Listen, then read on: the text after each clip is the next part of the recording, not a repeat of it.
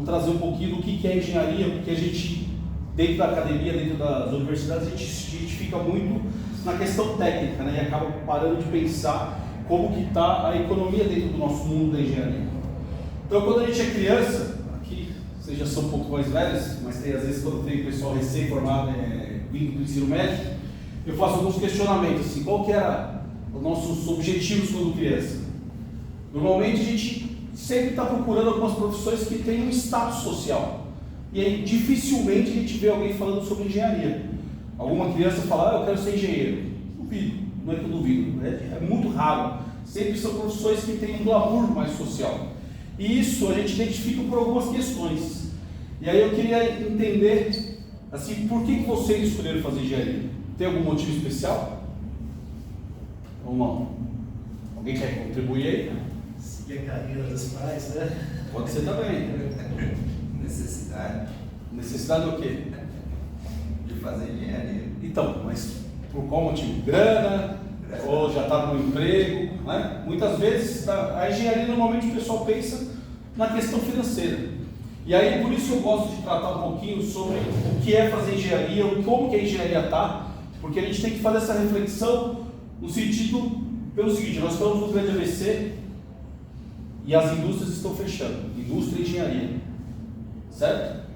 A Ford acabou de fechar no Brasil, fechou há pouco tempo, alguns anos atrás. A Toyota acabou de sair recentemente, a indústria aqui de São Bernardo, está só em Sorocaba. Nós temos aqui a BASF, acabou de vender a fábrica da Suvinil. E aí a gente começa a refletir, engenharia será que está bem? A engenharia é uma das poucas profissões que tem um piso salarial. É 8,5 vezes o salário mínimo. Então o salário mínimo hoje está 1.412. Se você pegar 8,5 vezes, isso vai dar em torno de 12 mil reais. Só que em 2022 foi congelado o salário mínimo em 1.200. Ou seja, 8,5 vezes 1.200. Isso para sempre, até que a justiça mude. Ou seja, daqui a pouco nós vamos falar um pouquinho de inflação. A inflação vai comer todo o nosso recurso, todo o nosso dinheiro. Além da gente ainda sofrer muitas piadas que nós estamos fazendo engenharia para virar Uber. Isso tudo tem um porquê. Isso tudo existe um motivo. Por isso que as crianças, será que é por isso que as crianças não querem ser engenheiros? Ou porque nós temos que pensar a gente enquanto categoria? Os engenheiros normalmente são pessoas, seres um pouco egoístas. A gente pensa muito no nosso bem-estar, no nosso dia a dia e para de pensar de forma coletiva. E aí aqui está uma definição sobre engenharia. Se eu for ler aqui para vocês, isso não vai acabar significando nada. Porque na prática, engenharia é isso aqui, ó. É resolver problemas, resolver dores. Dentro da engenharia civil, vocês vão ser engenheiros civis em breve, eu sou engenheiro civil, nossa profissão tem diversas áreas com milhares de problemas. E a gente está só sempre focado em ir para a obra ou fazer alguma coisa ligada à obra, projeto. Mas nós temos uma cadeia enorme de áreas que a gente pode atuar. Mas a gente para de pensar. Infraestrutura do Brasil, praticamente zero. Nós temos muito a ser desenvolvido. Nós não temos linha férrea, nós não temos transporte aquático, nós não temos aeroportos suficientes, nós não temos hidrovia, já falei, né? Enfim, nós temos muita dificuldade em infraestrutura, rede hoteleira. Onde que a gente vê aqui? São Bernardo, quantos hotéis nós temos aqui? Se a gente parar para pensar. Construiu agora o Ibis. Nós temos muita coisa a fazer e a gente fica muito focado numa única coisa que está um segmento já estabilizado. A gente tem que abrir a mente, né? E começar a pensar um pouquinho maior e começar a olhar os problemas. Mas da onde surgiu a engenharia? Isso é importante a gente fazer uma reflexão histórica. Da onde surgiu a engenharia? A engenharia surgiu no início da humanidade, quando o homem começou a pensar que era homem. Ele começou a ter que desenvolver ferramentas para caçar, ele começou a ter que fazer suas próprias casas, e ali começou a criar o cérebro humano para começar a ter procedimentos para resolver problemas, resolver dores. Existe dor maior do que a fome? Eu acho que todos nós trabalhamos para isso, para ter uma casa e ter comida, minimamente. E isso começou a surgir há milhares de anos atrás. O cérebro humano veio acumulando através da ciência e até chegar às universidades aqui na sala de aula. Então essa reflexão é importante a gente começar a desenvolver e pensar que através do cérebro humano a engenharia veio evoluindo. Depois a gente chegou na Revolução Agrícola, que a gente já não queria mais caçar, porque a grande dor que a gente tinha quando a gente caçava é que a gente também poderia ser caça. Então era um grande perigo. A gente começou a pensar em criar umas propriedades privadas e começar a cultivar a terra. Depois disso, nós começamos a criar as ferramentas para a produção da terra, da arar a terra, enfim, começou a criar uma produção em escala. E a gente teve a primeira Revolução Industrial em 1760. Só que o Brasil em 1900 ainda era um país totalmente agrário. E aí a gente caiu um pouco aqui para a nossa realidade. O Brasil era um país totalmente agrário.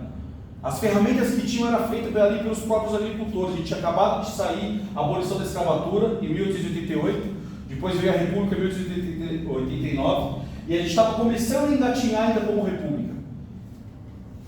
Aí só em 1900... Opa, acho que eu pulei. Não, isso mesmo. 1948, nós começamos a industrializar o Brasil, a criar as estatais brasileiras, com financiamentos externos a 3%. Vocês têm noção do que é isso? Você pega qualquer cartão de crédito aí, é 3%, 1,5%, 2% ao mês, era 3% ao ano. O Brasil começou a desenvolver várias braças, Eletrobras, Petrobras e um monte de braços pelo Brasil, construindo a base da engenharia.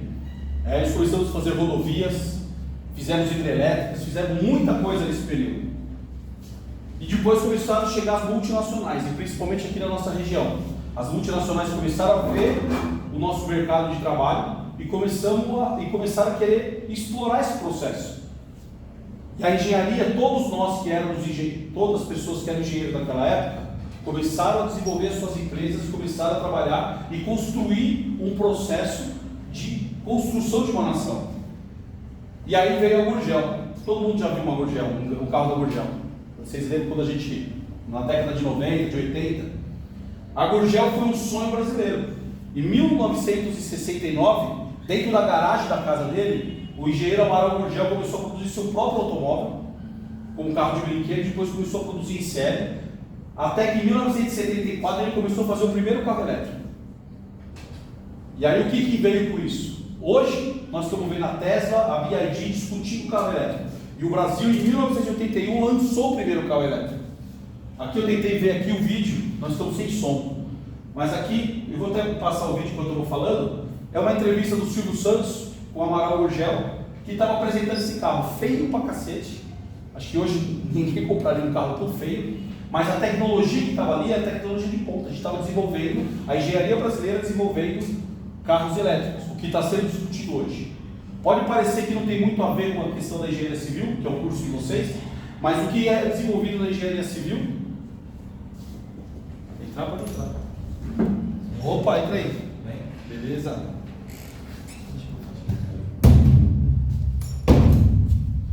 A engenharia era uma cadeia de profissões. Como eu disse no começo, a gente resolve problemas. Vocês estão se formando em engenheiros civis hoje.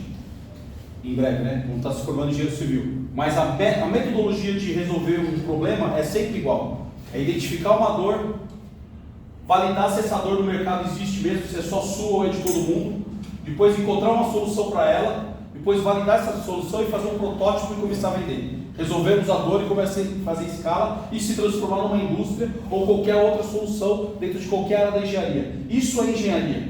E depois foi se dividindo. Sabe por que chama engenharia civil? Vocês têm noção por que chama engenharia civil? Engenharia elétrica poderia ser engenharia de construir casas, engenharia de construir rodovias, mas engenharia civil. Porque antigamente só existia engenharia militar. Era engenharia voltada para a guerra. E aí um civil, que era onde tinha as academias criando os processos, um civil começou a desenvolver na Inglaterra a engenharia e falou assim, nós vamos construir engenharia civil para a sociedade civil. E aí nós começamos a criar a engenharia civil. E da engenharia civil foi se abrindo. A engenharia elétrica veio da civil, a engenharia mecânica veio da civil, todas as engenharias vieram da civil. Hoje tem engenharia de robôs, de softwares, tudo saiu da engenharia. Então, ou seja, nós somos da engenharia civil, somos a mãe da engenharia. E aqui, quando nós estamos tratando de um carro elétrico sendo desenvolvido no Brasil, esse carro aqui chamava Itaipu. Itaipu é uma hidrelétrica brasileira. O Brasil tem muita energia limpa por conta da engenharia civil. Então a gente tem que refletir isso na sociedade e começar a perceber que que o Brasil saiu de 1900, que era um país totalmente agrário, até chegar aqui em 1981 e está com uma engenharia de ponta encarando de frente a Volkswagen. Isso eu estou falando na engenharia mecânica, mas em todas as outras áreas. Nós fizemos hidrelétrica, fizemos milhares de coisas dentro da engenharia. A nossa engenharia é muito capacitada. Só que depois o que aconteceu? Em 1994 veio o fim da Gurgel, por falta de investimentos. Aqui eu peguei só um caso para a gente poder esmiuçar, é um caso que é fácil de todo mundo ver, porque o automóvel é uma coisa próxima de todo mundo. E por que faliu? Porque não teve investimento público nem privado nessa empresa. E as montadoras estão até aí. Agora a Ford acabou de ir embora, a Toyota acabou de ir embora. Eles vêm, utilizaram o Brasil e agora saíram. E nós temos que desenvolver a nossa engenharia aqui. Ou seja, nós temos capacidade. Enquanto em 1980 a gente já tinha carro elétrico, o mundo não discutia isso. A China, em 1980, passava fome. Em 1980, os tigres asiáticos, toda aquela região, era mão de obra escrava. E a gente estava construindo carro elétrico com um monte de indústria, um monte de potência, e a gente estava produzindo, a gente era uma economia muito forte naquele período. E hoje, a China é uma das maiores, é a segunda maior potência do mundo. Porque o que eles fizeram nesse período que nós não fizemos? Os caras desenvolveram engenharia e nós paramos de desenvolver engenharia. Paramos de investir o recurso público e privado em engenharia. E é por isso que no começo, você chegou agora atrasado, no começo eu mostrei aqui, várias empresas estão saindo do Brasil. Estão parando de produzir, estão fechando. A Ford, a Toyota, a BASF, tudo aqui da nossa região. Ou seja, nós estamos perdendo posição, potência, nós estamos deixando de ser uma profissão que era vanguarda, uma profissão que todo mundo tinha prestígio. Quando você falava assim, vou fazer engenharia, era uma profissão que tinha prestígio na sociedade. Hoje, vira piada que você está fazendo engenharia para ser Uber. É óbvio que vocês não estão fazendo engenharia para ser Uber. E é esse conceito que eu queria trazer para vocês aqui, para a gente começar a pensar que é possível ser grande. E como eu falei no começo que fazer engenharia é resolver dores, não existe dor maior do que um país que não está produzindo. Nós estamos perdendo nosso espaço, então tem muitas dores, muitos problemas para serem resolvidos. Dentro da nossa área da construção civil, são milhares de problemas que a gente pode criar padrões, criar processos, resolver problemas. Ou seja, onde que o Brasil errou? O que vocês acham? O Brasil errou por quê? Porque não teve produção em engenharia, não teve investimento em engenharia, nem público nem privado. Nós paramos de fazer engenharia. E aí nós temos que criar esse consenso de que todos nós, principalmente vocês que estão na universidade, que há possibilidade de crescimento financeiro para todo mundo, se a gente discutir e fazer engenharia.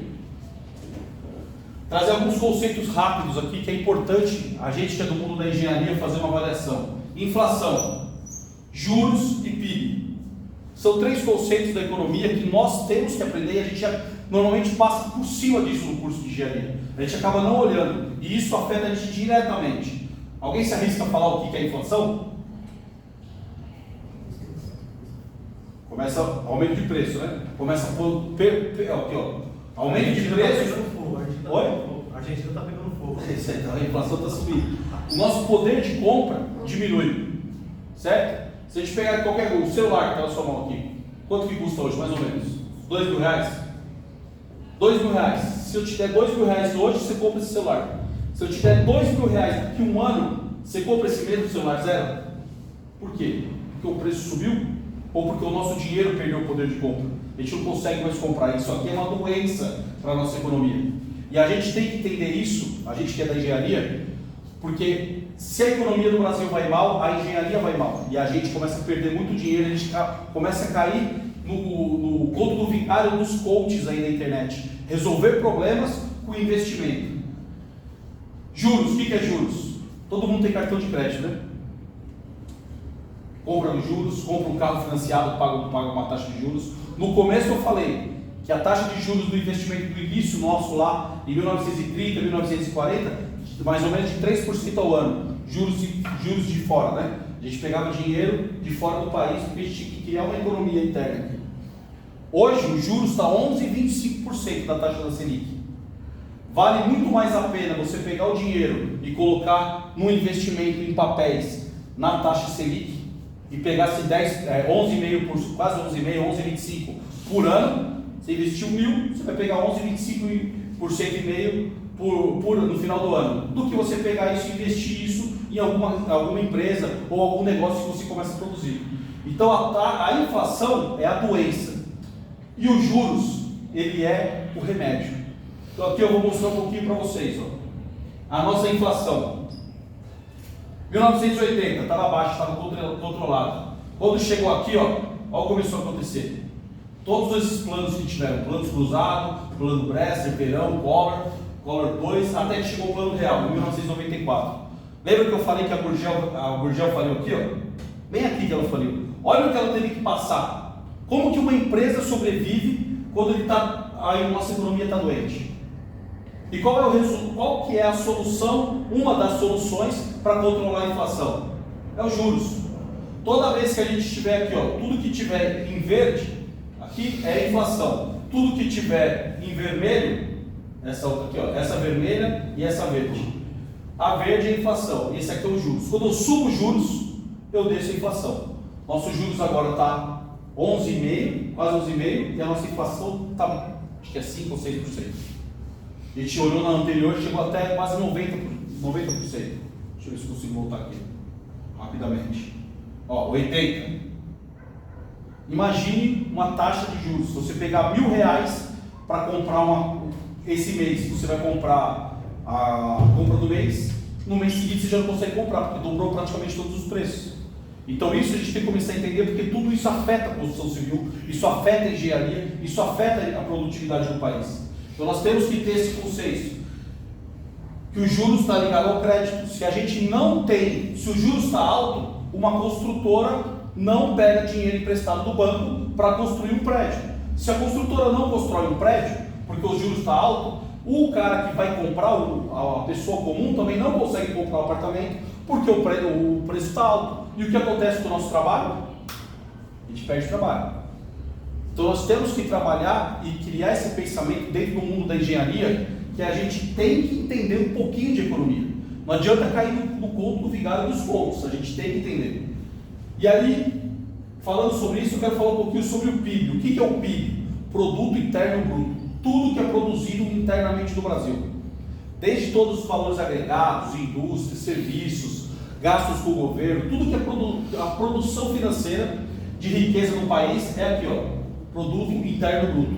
Mensura a atividade econômica de um país. Ou seja, o PIB do Brasil, olha aqui, ó, 1960. Lembra que eu falei como o país era praticamente agrário, começamos a produzir indústria? De repente, quando chegou aqui, ó, começamos a crescer. Hoje nós estamos aqui, ó, quase 3 trilhões de dólares. É muita grana. Olha o PIB da China. Mesma coisa aqui, ó, só que eles estão passando mais necessidade. 1990 foi mais ou menos quando chegou na mesma altura. Hoje eles estão 18 trilhões. O que eles fizeram? Investir em indústria, investir em engenharia. Nós temos que ter isso, que eu estou batendo nessa tecla, porque é muito importante a gente entender que se a gente tem uma taxa de juros alta, se a gente tem uma inflação que está controlada, se nós estamos com uma inflação alta, a gente tem que subir a taxa de juros, baixa a produção, não se constrói pontos, não se constrói prédios, não se faz automóveis, tudo se prejudica e a gente perde empregos e perde oportunidade de negócios. Aqui é um paralelo, o Brasil aqui, ó, o Brasil é azul, a China é esse cinza aqui, ó, olha como ela subiu aqui rapidamente. Vermelhinho é a União Europeia, todos os países da Europa juntos, e depois vem os Estados Unidos. Mas prestem atenção, todo mundo começou junto aqui, ó. Quando veio a Revolução Industrial, por isso que eu puxei sobre isso. Engenharia é igual em qualquer parte do mundo, é uma parte técnica. O prestígio que os chineses têm porque tem tecnologia, o Brasil não tem. O prestígio que os Estados Unidos têm porque desenvolvem a economia, o PIB da economia, o Brasil não está tendo, porque não tem investimento na nossa área. Aqui, ó, em 1990, manufatura. Manufatura é pegar material do solo, da infra que nós temos no solo, todo o material, e transformar em algum equipamento, a indústria, certo? Olha a China aqui, ó, foi quando a China passou a gente. A gente estava com 18% mais ou menos do PIB, era a indústria que vinha da indústria. Hoje, é pouco mais de 10%. Olha aqui, ó, a China. 26. Olha essa diferença. Isso aqui é produção, engenharia, ciência e tecnologia, e é o que vocês estão fazendo. Eu estou querendo passar aqui que é muito importante, vocês são muito importantes para a sociedade brasileira. Vocês não estão aqui somente voltando nos sonhos de criança. Viu? A gente não está só voltando no sonho de criança de fazer uma profissão de ser bombeiro, jogador de futebol, porque é bonito. Nós somos engenheiros e temos uma responsabilidade muito grande em ganhar dinheiro para a nossa família e produzir a riqueza da nossa família, mas também temos um compromisso muito grande com a nossa nação, porque senão todo mundo vai para o prédio. A única saída para o Brasil é investimento na engenharia. E aí eu faço aqui sempre uma análise, assim, uma brincadeirinha. Tem uma fábrica de calçados que tem 2 vendedores, a Maria e o João. Aí manda o João para um país X com 10 caixas de sapato. Aí o João liga para o gerente e fala: doutor, não dá para vender sapato aqui não. Aqui está todo mundo descalço, ninguém nem sabe o que é sapato. E volta. Aí a Maria vai, chega lá e fala: ô doutor, manda mais 10, 20 caixas de sapato, que aqui ninguém tem sapato, dá para vender para cacete sapato aqui. Tudo é o modo como você olha para o problema. Eu estou mostrando para vocês aqui a merda que está o Brasil. O que nós estamos sofrendo. A gente pode pegar aqui e desanimar todo mundo, vocês trocarem de curso e fazer outra coisa, que pode nesse momento estar dando dinheiro. Ou vocês podem olhar isso aqui como uma saída para resolver problemas dentro da construção civil, dentro da área de trabalho que vocês estão, e montar uma empresa e montar uma produção. Quando a gente fala que o Brasil precisa ser reindustrializado, nós não estamos falando de construir indústria como a Volkswagen nos anos 70, como construir qualquer outra indústria, mecânica, graxa, mão de sujeira, ou construir montar uma construtora e fazer grandes obras. A gente pode resolver pequenos problemas. A minha esposa é engenheira, ela trabalha numa empresa que chama Prevision. A dona dessa empresa, 6 anos atrás, ela era engenheira de obra, de campo de obra, como provavelmente, não sei se vocês são ou não, trabalham em obra, mas como eu já fui, já toquei muitas obras. E aí tem um problema muito sério, que é o planejamento da obra. Já fizeram um planejamento de obra? Excelzinho, Project? É um pé no saco. Você faz, nunca dá certo. Você faz, fica arrumando mês a mês, você projeta, nunca dá certo. Ela, engenheira de planejamento, junto com um estagiário, montaram uma planilha de Excel muito inteligente, usaram o cérebro delas, o procedimento, criaram as linhas para fazer acompanhamento da obra. Isso virou uma plataforma, virou uma empresa que em 6 anos virou uma mega empresa, líder de mercado, abriu porta nos Estados Unidos, já estão produzindo em construtora nos Estados Unidos, foi vendida agora para a Softplan, uma das maiores empresas de software do Brasil, com uma ideia de um engenheiro de campo de planejamento, com o estagiário. O estagiário, acho que nem chegou a ser engenheiro, já virou direto dono da empresa, já é milionário, porque já vendeu a empresa, vendeu por milhões. Muitas vezes no dia a dia de vocês podem encontrar uma saída de um problema que está acontecendo, que vocês olham esse problema e falam: puta que eu pariu, não consigo resolver esse problema. Pergunta para o outro, todo mundo tem esse problema, mergulha a cabeça ali, usa o conhecimento que o professor está passando. Esse é um jogador da responsabilidade dele, né? De todos os professores aqui estão ensinando para vocês. Usa a cabeça, desenvolve uma saída e vocês podem montar uma empresa. Isso é construir a indústria do século XXI. A indústria do século XXI não é mão na graxa. A indústria do século XXI é inteligência humana e artificial. Hoje nós estamos vivendo uma era da inteligência artificial. Tudo é inteligência artificial, mas inteligência artificial só existe aonde tem procedimentos repetitivos. Então nós temos que identificar onde tem isso aí, utilizar a inteligência artificial para produzir para a gente. Vocês podem identificar problemas e conseguir achar saídas para isso. Mas o que fazer? Agora nós vamos entrar na palestra que eu vim. Até agora eu fiz só uma introdução. Como que nós estamos inseridos no mercado? E aí eu vou falar do CREA, Conselho Regional de Engenharia e Agronomia do Estado de São Paulo. Nós temos 370 mil profissionais ativos. Vocês vão se formar, vão pegar o diploma. Vocês são bacharéis em engenharia. Não são engenheiros ainda. Pela legislação, vocês só podem exercer a profissão, porque é uma profissão de muito risco, com o CREA. O CREA faz a fiscalização dessa profissão. e fiscaliza o profissional irregular. Por que isso? Eu vou tirar um pouco da área da engenharia civil e vou colocar a gente dentro de um avião agora. Nós estamos aqui num avião, vamos decolar, e aí eu venho e falo para vocês, quem fez a manutenção aqui desse avião não foi o engenheiro, foi o mecânico que está há 30 anos trabalhando aí. Vocês vão ter a confiança de decolar num avião? Olha o risco que é. Será que o cara fez tudo certinho? Seguiu todos os procedimentos? Todos os protocolos que tem que ter a manutenção de um avião? Quantos aviões a gente quer caindo aí? Não estou dizendo que é erro de engenheiro, nem falta de engenheiro. Estou colocando o nosso cérebro para pensar. Isso dentro da nossa área, da construção civil. Quantos prédios podem acontecer? Podem cair? Quantas casas? Às vezes você fala, prédios, coisas muito grandes. Casinhas matam pessoas. É uma responsabilidade muito grande. E o CREA tem essa função. Então, nós temos 370 mil profissionais, que eu quero mostrar a nossa força. 95 mil empresas registradas no CREA. As empresas de engenharia, construtoras ou qualquer outra área que seja, vai fazer um parafuso, tem engenharia, tem que estar registrada no CREA. Isso é a lei brasileira. São 95 mil empresas no estado de São Paulo. 1.500 instituições de ensino como essa, gerando conhecimento. 25 mil profissionais formados por ano. Vocês em breve estarão dentro desse número. 188 entidades de classe. O que é entidade de classe? É Anderson, né? Você marcou com o Roland. O Roland é o presidente da Associação dos Engenheiros, que é uma entidade de classe aqui de São Bernardo. Essas entidades fazem a relação com todos os engenheiros, engenheiras e estudantes. Eles criam cursos, palestras, fazem essa relação junto com o CREA. Então nós trabalhamos aqui num conjunto único. E nós somos o maior conselho do Brasil. Só São Paulo, o maior conselho do Brasil e da América Latina de profissões. Nós somos muito fortes. E por que a economia do Brasil está tão mal? Se tudo é engenharia, como eu comentei. Porque nós temos uma grande falha. A engenharia, nós somos seres egoístas. Quando o nosso lado está resolvido, a gente não está preocupado com o problema do outro. A gente pode reparar, nós não temos o corporativismo, eu não estou querendo falar corporativismo aqui no sentido de esconder falhas. Estou dizendo da gente encarar os problemas do Brasil como uma categoria, como a engenharia, pensando numa cadeia de profissões. Não somente eu sou engenheiro, levo o meu salário para minha casa, minha família está bem, meus filhos estão sendo criados, está tudo beleza.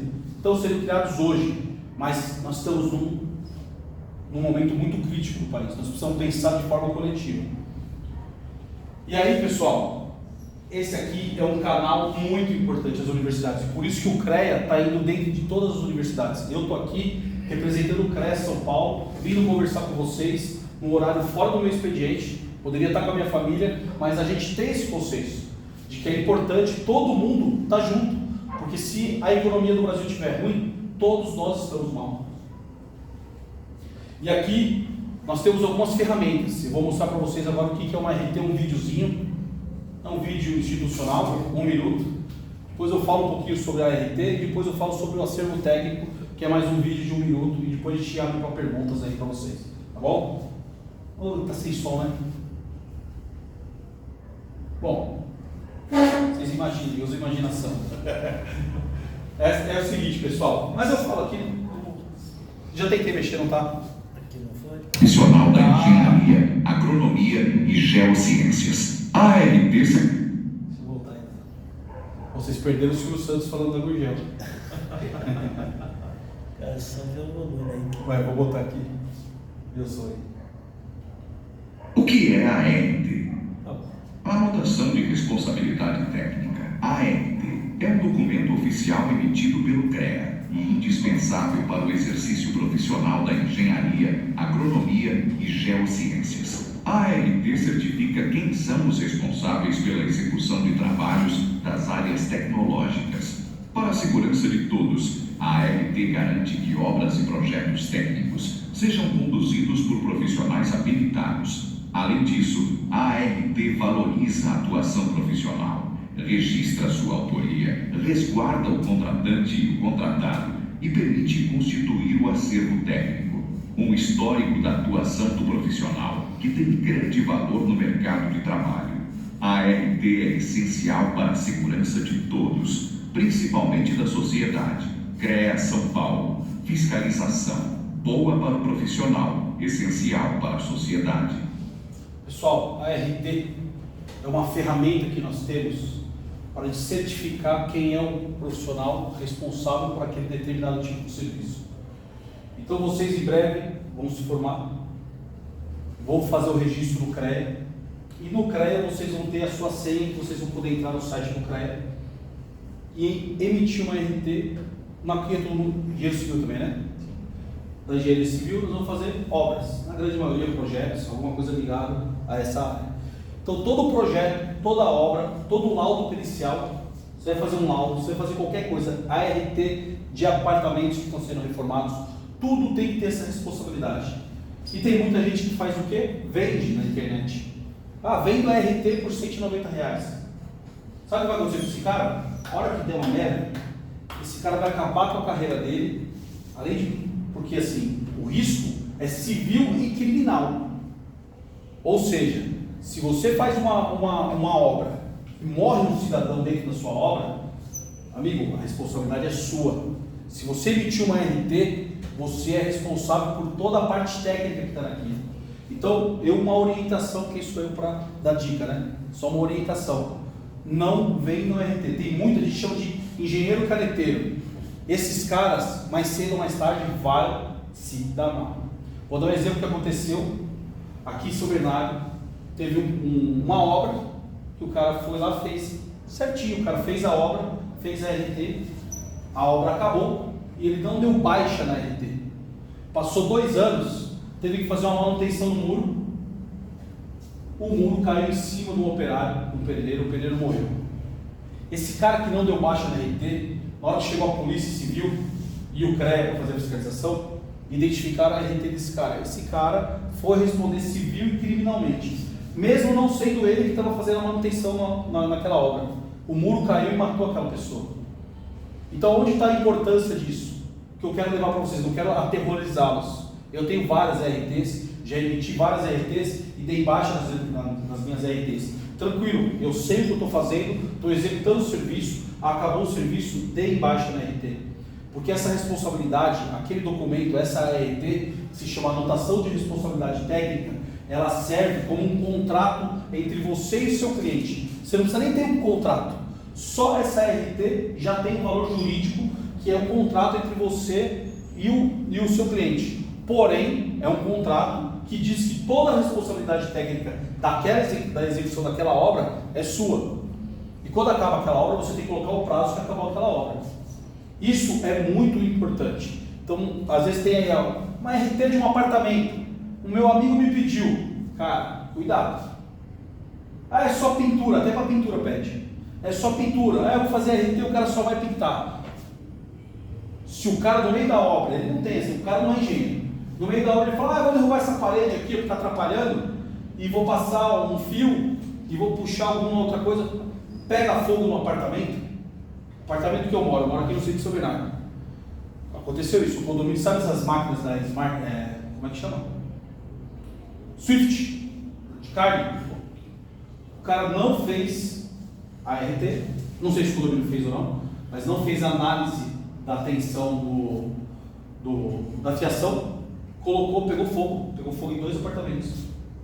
Imagina se está na RT de um de vocês.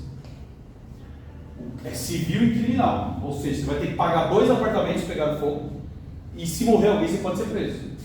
Então a nossa profissão é de muito risco, por isso que se ganha muito dinheiro. Eu tinha um professor que falava, qual é o investimento com o maior risco que existe no mundo? O que vocês acham que é? Investir em quê? Que tem maior risco? Casamento. Pode ser também. O pessoal da sala. Esse é o maior. Esse é o maior. Vamos pro segundo, então. Vamos lá pro segundo. Vender droga, meu. Você vai vender. O risco, se você te pegar, você vai preso. Por isso que os caras ganham muita grana. Ai, cara. No nossa profissão também tem muito risco. Isso é muito risco. Só que você pode ganhar dinheiro.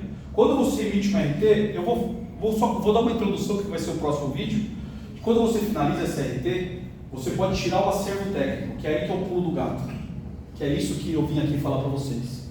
Primeiro eu só dei um parâmetro aí para a gente sentir que nossa profissão é muito importante para o Brasil. mas o acervo técnico é o currículo do engenheiro. Então, como é que funciona o procedimento? Você ganhou um contrato de uma obra como engenheiro civil, vamos simbolizar que eu vou fazer uma casa aqui. Estou com um projeto. Recolhi RT de projeto e execução de obra. Acabou a obra, eu dei baixa na RT de projeto e execução de obra. Levo isso aqui no CREA, falo, quero fazer, é tudo digital, né? Estou só simbolizando. Quero fazer um acervo técnico. O que é o acervo técnico? É montar o meu acervo de obras que eu executei, toda a parte técnica que eu criei. O meu cliente vai me dar uma relação de todos os itens que eu executei na obra. Então, o que eu fiz de alvenaria, o que eu fiz de fundação, alvenaria, tal, telhado, pintura, quantos metros quadrados disso, qual foi a movimentação de terra, fiz para-raio, fiz porta, janela, queria aquela planilha de quantitativo gigante. O CREA não quer saber valores, o CREA quer saber quantitativo, quanto você executou por item de serviço. Isso vai para o seu acervo técnico, essa planilha. Quando você vai disputar uma licitação pública, a licitação pública pede qual o acervo técnico do profissional. E aí você desclassifica empresas, porque a construtora, por exemplo, sabe, vocês são tudo do São Bernardo? Vocês conhecem o Paço Municipal ali? Ali tinha um piscinão do Paço, não sei se vocês chegaram a ver aquela obra que ficou muito tempo parada. Eu fui diretor daquela obra. Aquela obra ficou muito tempo parada. O quantitativo daquela obra é gigantesco. Aquela obra tem um túnel embaixo da Jurubatuba, que liga o Paço Municipal, vocês não são do São Bernardo, né? Ninguém é de São Bernardo? Só? Vocês sabem o que eu estou falando. Do Paço Municipal, pega a Jurubatuba e vai mais ou menos até a altura do Habib's ali, que é da Faria Lima. Tem um túnel que está a 18 metros de profundidade, o túnel tem 6 metros de diâmetro. Quando foi ganhar a licitação, a construtora que disputou, ela teve que comprovar uma capacidade técnica de já ter executado túneis como esse no passado. Se um de vocês trabalha numa construtora que já fez um túnel desse, você é uma ferramenta muito importante para aquela construtora, para as construtoras, para poder disputar a licitação. Porque o seu acervo técnico vai ser utilizado para ganhar uma obra. Você passa a ser uma figura muito importante. Você não é simplesmente o engenheiro que vai tocar uma obra. Você tem um histórico, que você tem uma capacidade técnica e toda uma responsabilidade e sabe executar aquele serviço de uma obra grande. Eu dei exemplo de uma casinha só para simbolizar, mas essas obras de licitações são sempre obras grandes. Você pega um prédio, quanto? Normalmente é sempre alguns itens, né, que são os itens mais pesados na construtora. Esse do túnel eu sei que tem, porque era um túnel, muita responsabilidade técnica. Então a construtora que ganhou precisava ter um responsável técnico que já tinha feito um túnel daquele. E o acervo técnico do profissional, porque o acervo técnico nunca é da empresa, ele é do profissional e você carrega para onde você vai. Se você saiu da empresa X, você vai para a empresa Y, você vai utilizar esse seu acervo técnico. E você vai negociar quando você for contratado. Acho que eu fiz alguma coisa.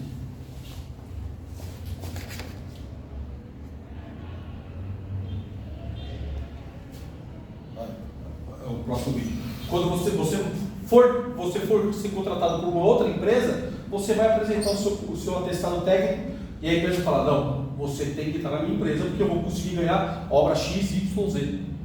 Isso é uma coisa que existe no mercado da construção civil, em todos os mercados ligados à engenharia, mas principalmente na construção civil, porque são essas grandes obras. Então, logo que vocês se formarem, recolham suas RTs, mesmo que for uma RT de reforma de apartamento. Primeiro, não dê canetada. Canetada pode dar um risco muito sério.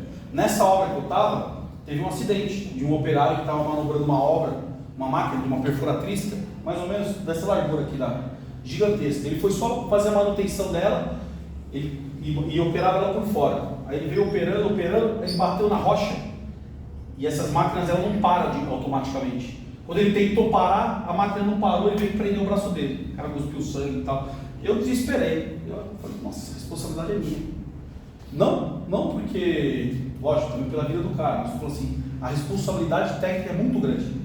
E aí estava todo documentado, tudo certinho, estava tudo perfeitinho. E graças a Deus o rapaz não perdeu nem a movimentação do braço, foi só um grande susto que nós tivemos. Mas é uma responsabilidade técnica do responsável da obra. Vocês vão fazer depois engenharia de segurança do trabalho, que é um caminho natural, uma especialização, quase todo engenheiro faz, eu não fiz, mas muitos fazem engenharia de segurança do trabalho, porque acumula, né? Você está numa obra, você pode pegar a perícia, faz várias coisas. A responsabilidade é muito grande, são a vida das pessoas. Então a gente tem que ter esse acúmulo de pensar que a RT pode iterar esse ganho do acervo técnico, mas a responsabilidade é muito grande. Então, façam isso que eu falei para vocês. É um conselho, né? Se for, não, como é que fala? Se for conselho, não se dá, se vende. Então, uma dica que eu estou dando para vocês: não sejam caneteiros. Por mais que seja oportunidade, estou precisando de dinheiro, você vai lá e faz a vistoria, anota na RT, tem um campo de observações. Nada poderá ser feito além do que foi indicado na RT. Eu faço isso em todas as minhas RTs. Tem o campo de observação. Se o proprietário fizer outra coisa que não tiver descrito na RT, não é sobre minha responsabilidade. Porque eu faço a RT para o cara pintar, ele troca, que derruba uma parede, é de alvenaria estrutural, o prédio cai, imagine o risco. Tá certo? Vou passar aqui um videozinho. O que é certidão de acervo técnico? Que é a parte burocrática que vocês entendem. Acervo técnico é o conjunto de atividades técnicas desenvolvidas ao longo da vida do profissional. O acervo pertence sempre e exclusivamente ao profissional que registrou a anotação de responsabilidade técnica, a ART. A certidão de acervo técnico, conhecida como CAT, é o documento que certifica as atividades registradas no acervo técnico e comprova a experiência do profissional ao longo do exercício de suas realizações. A CAT é imprescindível para a participação em licitações e concursos públicos nas áreas da engenharia, agronomia e geociências. A solicitação da certidão de acervo técnico é feita online. Consulte no site do CREA São Paulo os documentos necessários. CREA São Paulo. Fiscalização. Boa para o profissional. Essencial para a sociedade. Se você for ter uma empresa, a CAT é da sua empresa, normalmente, a CAT não é da empresa, é sua dentro da sua empresa. Mas existe um outro caminho que também dá para ter a CAT, que são para esses bancos públicos, como a Caixa Econômica e o Banco do Brasil, que fazem vistorias em obras financiadas. Eles pedem acervo técnico. Então, tudo que vocês fizerem, recolhe a RT e já pega o acervo técnico. Se vocês tiverem qualquer dúvida, eu fico aqui no Nova Petrópolis, na sede da Associação dos Engenheiros. Eu sou funcionário do CREA. Novamente, o CREA é uma autarquia federal. Então, pensa assim, a presidente do CREA é a Lígia Mackey, é uma mulher, 90 anos nós fizemos hoje, primeira mulher eleita. A estrutura do CREA, ela é estadual, então todas as cidades, nós não temos perna, não temos capilaridade o CREA. Qual é a parceria que faz? O CREA com as associações. O CREA leva uma base do CREA para dentro de uma associação, num convênio, e a gente está junto com a Associação dos Engenheiros. Então, todo lugar que vocês estiverem, em qualquer lugar do país, e vocês falarem, eu vou numa Associação dos Engenheiros, provavelmente você vai chegar numa sede do CREA. E lá você pode tirar essas dúvidas. Certo? Tem o site do CREA, mas eu fico aqui exclusivamente no Nova Petrópolis, então a qualquer momento, se vocês tiverem uma dúvida, depois que se formarem, ou até agora quiserem conhecer e participar, vai ser muito importante. Então eu queria agradecer a todos vocês pela oportunidade de estar vindo aqui falar, porque para a gente é muito importante a gente tentar trazer esse sentimento da engenharia, desse amor pela engenharia. A gente não teve quando era criança, um quis ser bombeiro, outro quis ser médico, outro quis ser jogador de futebol, pouquíssimas pessoas quiseram ser engenheiros. Mas nós escolhemos ser engenheiro, nós resolvemos dores, nós resolvemos problemas e temos muita possibilidade, porque o Brasil está numa economia muito fraca. Nós temos com 2 trilhões, quase, acho que é 2,17 trilhões ao ano, a gente tem que dobrar minimamente nos próximos 10 anos para ter 5, 6 trilhões por ano, porque isso vai trazer produtividade. Sempre lembrar que quanto maior os juros, se ficar ouvindo um papo de coach na internet, não, tem que investir, é tudo mentira. Pode ver que os caras, tudo mentira. Se fosse tão fácil, só tinha milionário no Brasil. Nós estamos aqui numa crise. O que tem saída para o Brasil é a engenharia. Tá bom, pessoal? Agradecer o professor, agradecer o Anderson que convidou. Se vocês quiserem fazer alguma pergunta, eu estou à disposição. E é isso aí.